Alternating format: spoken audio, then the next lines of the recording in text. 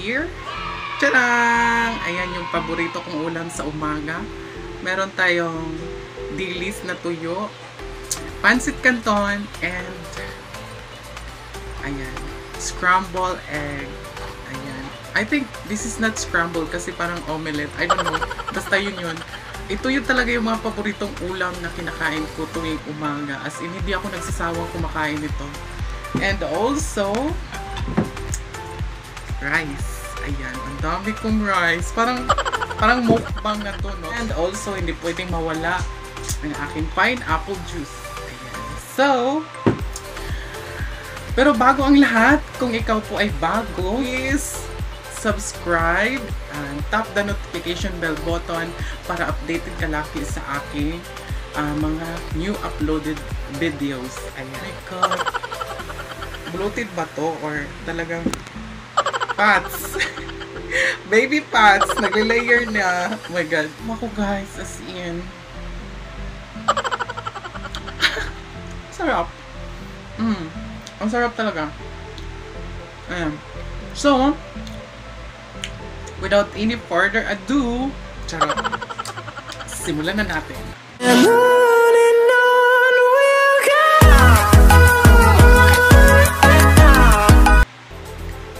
Ayan, so magsisimula na akong kumain and i-share ko sa inyo yung 20 facts about myself, okay? So, na-excite ako guys. Parang lagi ko naman tong ginagawa eh. Ayan, so, egg.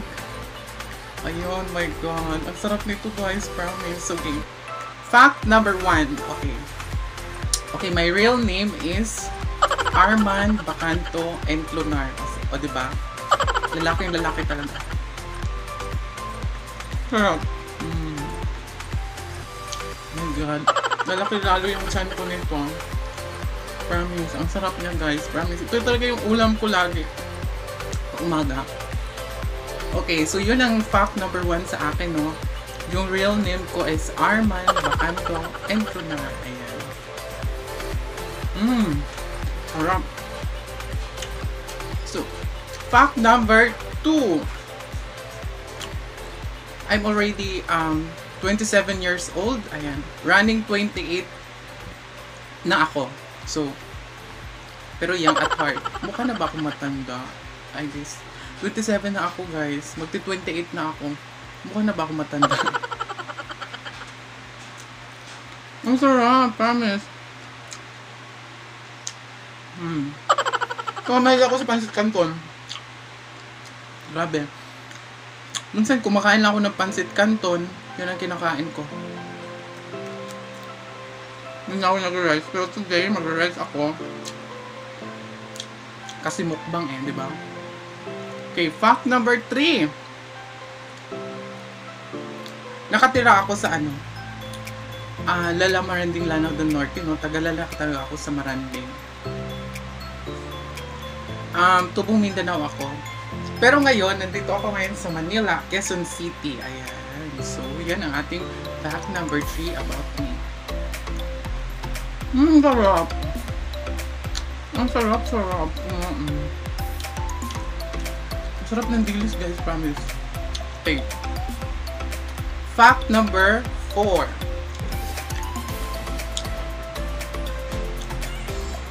My parents, guys, yung mama ko, si Ann Bacanto Enclonar, and I have 2 fathers. Char. Yung stepfather ko, si Papa Elibeto Enclonar, and then yung biological father ko talaga is si Armando Rama Villarobia. Ayan. It's complicated, guys. Ang dami kong papa, no?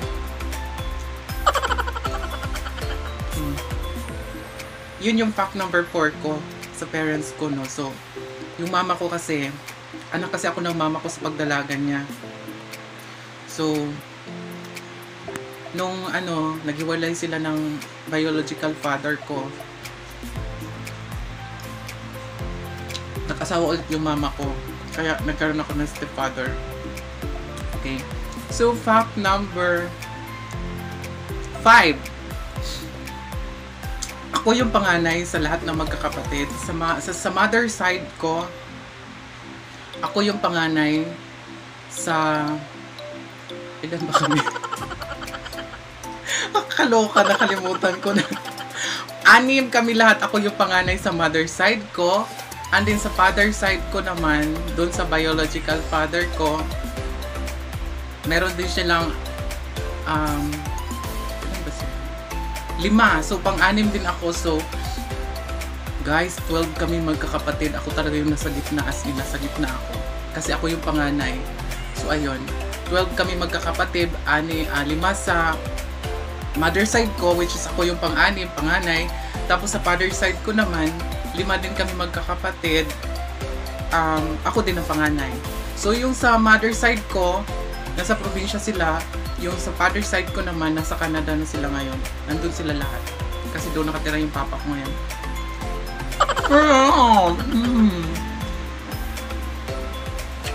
So guys,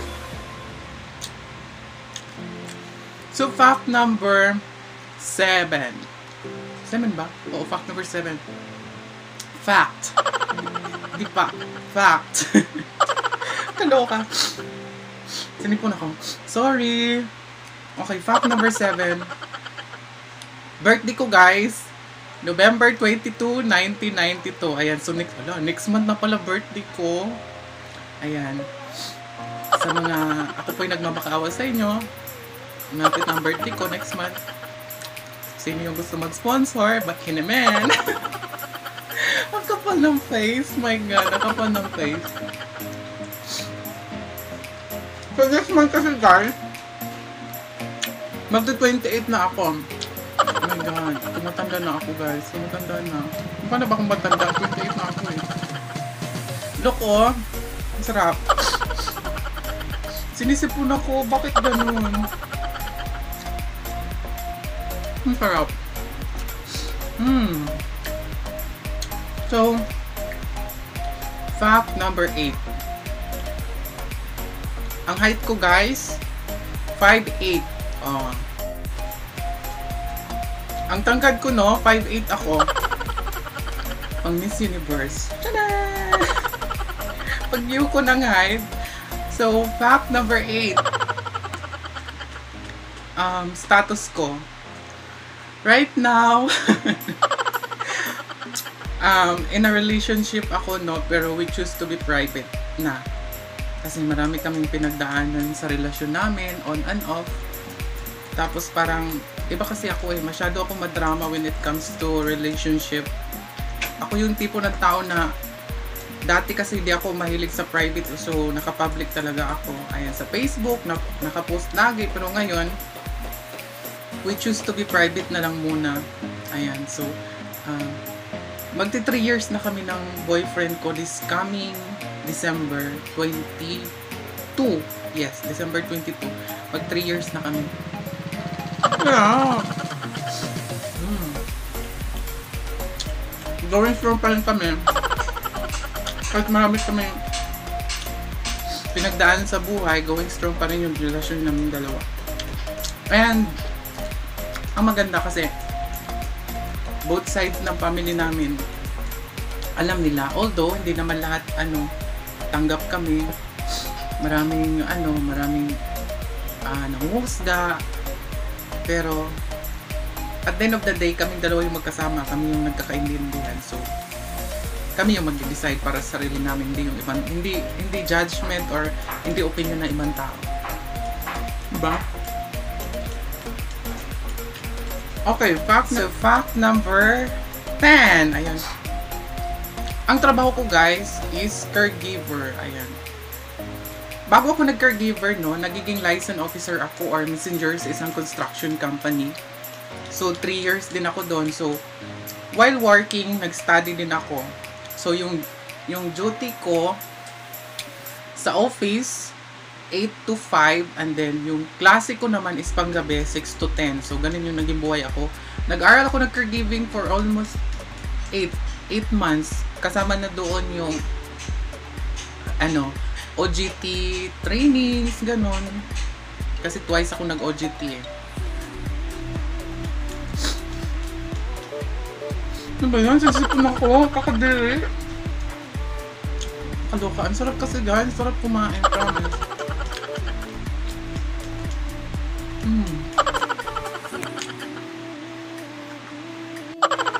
Hindi ko pala ito na nadurog. Ayun.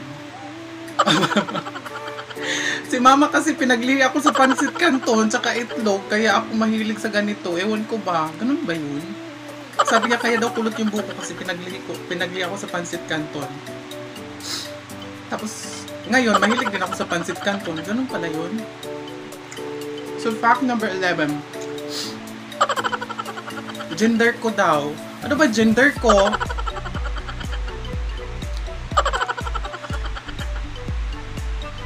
So guys, para po sa hindi pa nakakaalam dyan, ako po isang bakla, no? Ako po isang bakla. Isa akong transgender kasi nandadamit babae na ako. Ayan, so basta naman, diba? Okay. Alright, so fact number 12 na tayo. Favorite music ko. Okay, wala akong talaga exact na paborito na kanta guys. Kasi kapag mahilig ako, when it comes to genre, mahilig ako sa 90s and 80s songs. Yung mga old music, mahilig ako dyan. And then, OPM songs, of course. At saka yung mga pop music, ayan. Mahilig ako sa ganyan. Mahilig ako, makinig ng mga music, lalo na yung mga old songs. Grabe, ang sarap matulog, guys. Nakakawala ng stress. Ang sarap, promise.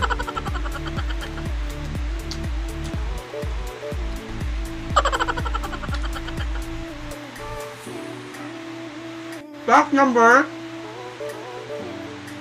13. So, my hobbies. Ayan. Ano ba yung mga hobbies ko? Mahilig ako magluto. Mahilig ako magluto, guys. Ayan. Kaya dapat kayo, boys, pamili kayo ng mga, kung kayo ay magkakajowa, dapat doon kayo sa tao. Oh my God, busog na ako. I'm sorry. Excuse me. Nagbo-burp na ako. Sabi nga nila, the best way to win a man's heart is through his stomach. Ayan. Yun pala yun. Ayan. So, mahilig ako magluto. Mahilig din akong kumanta. As in, naglalaglagan yung mga naglalaglagan yung mga butiki kapag kumakanta ko, Jo. Mahilig talaga akong kumanta, guys, pag umuwi ako ng probinsya.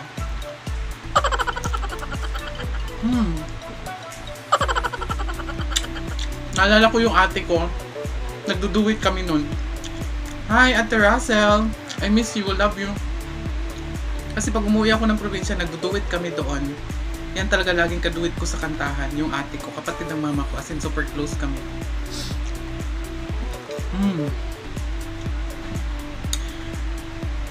Okay, so fact number 14. Ayan. Favorite food ko. Ito guys, paborito food ko. Ayan. Sa umaga yan talaga, gusto ko inuulam yung ganyan. Mahilig din ako sa pasta, mahilig ako sa dessert, yung macaroni salad, yung carbonara, ayan, yung buko salad. Ay, Diyos ko, ang sarap-sarap. Yan, paborito ko yan. Sa ulam naman, mahilig ako sa pansit. Gulay, ayan. Mahilig ako sa gulay, guys. Kahit anong klaseng gulay, kinakain ko talaga. Mahilig din ako sa mga spices. Kaya siguro hindi ako sakitin kasi mahilig ako sa kumakain ng gulay. Saka prutas. Except lang sa durian kasi hindi ko kayang kainin yun, promise. Nababawan ako, nasusuka ako doon. Sarap ng kain ko, guys. Oh. Finger licking good. Ay, nagugas ako ng kamay, no?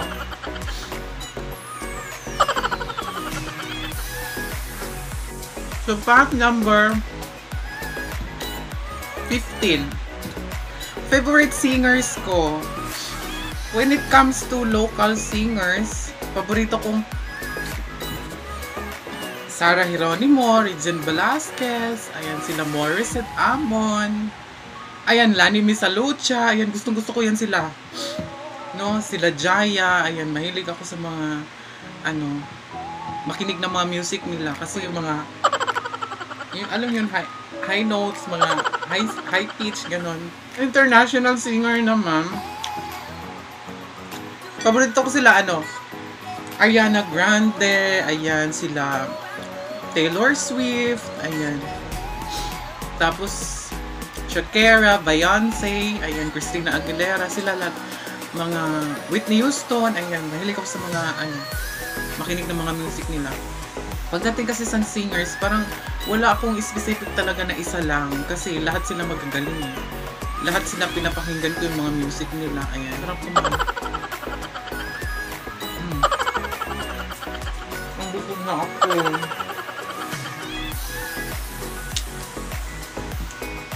Fact number 16. Favorite sport ko guys, sports.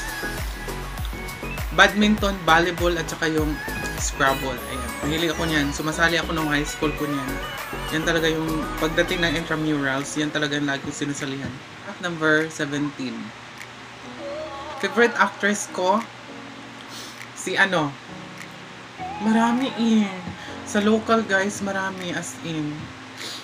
Yung mga veteran actors and actress sa Pilipinas, yan sila talaga yung mga paborito ko as in. Tapos sa Hollywood naman, marami din. Game of Thrones, ayan. Wala talaga as in specific kasi lahat sila ay magagaling. Oh my god guys. Ang sarap na yung kain ko. Ang dami nito kanina. Yun, naubos na. Kaloka. Yung rice ko, 1/4 na lang natira. Ayan, Ilan na ba ako? Nakalimutan ko na. Kaloka.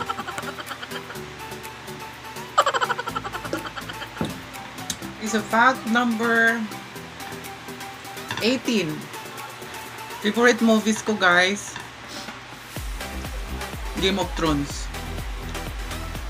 Ayan. Game of Thrones talaga as in the best. Simula yung umpisa niyan, pinanood ko hanggang natapos. Grabe. Sa series ha, usually talaga sa Hollywood, mahilig ako sa suspense, sa mga horror, sa mga fantasy. And then mahilig din ako sa ano, sa dramas. And gusto ko yung sa ano, yung it comes to local na palabas. Gusto ko yung mga sampalan, sabulutan. Ay, gusto ko yan. Gusto ko yan talaga as in promise. Okay, number 19, mahilig. Favorite kong kulay, mahilig ako sa dark colors. Usually yung mga pinipili kong damit, kulay black, maroon, pula, ayan. Pag lumalabas ako, nagdi-dress talaga ako. Mahilig din ako sa shorts, ayan. Yung mga binibili ko na dresses na sinusuot ko, usually mga dark colors, usually black, maroon, or pula. Yun. Mahilig ako sa ganyan. Ayan. Sarap. Busog na ako. Mahilig ako sa aso. Pet lover ako guys. Mahilig ako sa aso. Nasa probinsya ako, lagi akong nag-aampo ng mga aso. Mahilig ako sa aso guys, promise. Then fact number 20. Pangarap ko mag-abroad, pangarap ko mag-travel. Pero sana ibigay ni Lord yung gusto ko talaga. Gusto ko mag-abroad hindi lang para sa sarili ko, kundi para sa mga kapatid ko, sa pamilya ko na naiwan sa probinsya. Kasi meron pa akong mga kapatid na maliliit pa. And so gusto ko tulungan sila hanggang makatapos sila ng pag-aaral. Kaya, Lord, please po, sana. So yun. Now you know. Busog na ako, guys. Oh my God, laki na ng tiyan ko. Hindi ko kaya ubusin, guys.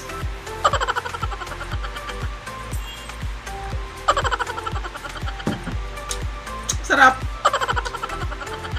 Finger licking. So, Busog na talaga ako guys. Di ko na to kayang ubusin. Ayan na yung kanin. As in, marami to kanina. Look, oh, may natira pang dilis. Ayan. Pero naubos talaga yung itlog at saka pancit canton. My God. So, maraming salamat guys. Ayan, thank you for watching. No, sana nag-enjoy man lang kayo. Hindi kayo naburingan sa akin nagsasalita dito habang kumakain. Ayan, maraming salamat. And I would like to congratulate from my YT Clan members na finally nag-monetize na ng kanilang channel. Mami LJ Vlog Survive, ayan, GM Adventure Vlogs, The Minders by Sir Renz Dichi, and Kids and Mom Australia. And also, I would like to give thanks sa lahat ng mga tumutulong sa akin. Maraming salamat sa inyong lahat. On behalf of my YT Clan members, ayan, thank you so much guys. And I hope nag-enjoy kayo while watching my video. And salamat sa panunood. Ayan, kung bago ka pa lang sa aking YouTube channel, please subscribe. Don't forget to tap the notification bell button para updated ka lagi sa aking mga uploaded videos. And also, please follow me on my Instagram. It's Stephanie Villarovia. And also to my Facebook page, Guwapang Bisaya. And sa aking Facebook account, which is Stephanie Bacanto Villarovia. Thank you so much guys. God bless. Bye-bye.